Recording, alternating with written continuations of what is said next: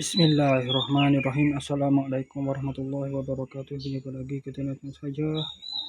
Hari ini masih yang sama juga, yaitu hari Selasa 19 Februari Agustus 2025 Masehi. Oleh sekarang ini pukul 7.24 malam. Jadi tu masuk waktu maghrib itu. Pada pukul 7.22 malam, 7.21 saat ni masuk maghrib dah. Nak azan sudah berkumandang tu. 7.22 dah, 7.22 minit lalu azan sudah berkumandang. Jadi sudah berubahlah tarikh daripada 25 kepada 26 Safar 1440 Hijriah. Okey, ni dapat balik daripada sampai ke hadiah lah. Okey, cerita-cerita daripada awal lagi lah. Ini video tadi kan. Lepas pada buat video penutup kita sini malam tadi, saya terus balik ke rumah. Tidur dari pukul 3 pagi, bangun pula dari pukul 6.50 pagi, bangun mandi-mandi, semai subuh, lepas tu sambung tidur sekejap. Tak kejap mana bangun pula pada pukul 12. Sebab bangun pula pukul 12.30 bangun pula. Lepas tu 12.50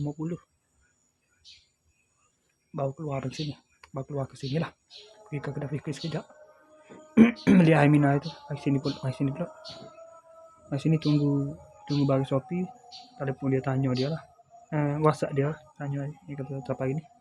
Bagi Shopee saya review tadi lah.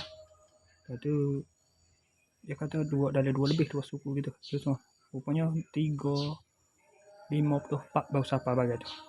Bagi siapa tu saya pergi ke kedai maksud sekejap makan nasi lah pala je lah. Pasal tengah hari tak makan lagi.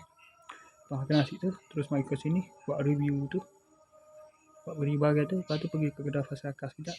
Beli beg plastik dah. Beg kertas tu untuk packing hadiah tu. Lepas tu baru packing hadiah, review hadiah. Lepas tu terus pergi sampai ke hadiah sana. Ke dua tu, Faid tu. Lepas tu baru mari ke sini. Lepas tu singgah kedai Fikri sekejap. Minum air, lepas tu baru mari sini. Dan sampai sini azan maghrib. Pukul 7.22 saat ni. Lepas tu pukul 7.24 ni terus buat video ni. Saya sekadar saja untuk sesi video dari report kita untuk hari ini. InsyaAllah kita jumpa lagi pada malam nantilah, dari pukul 11.30 ke pukul 12 ke, untuk sesi video penutup pula. Okay, sekadar saja. Assalamualaikum, jumpa lagi. Bye.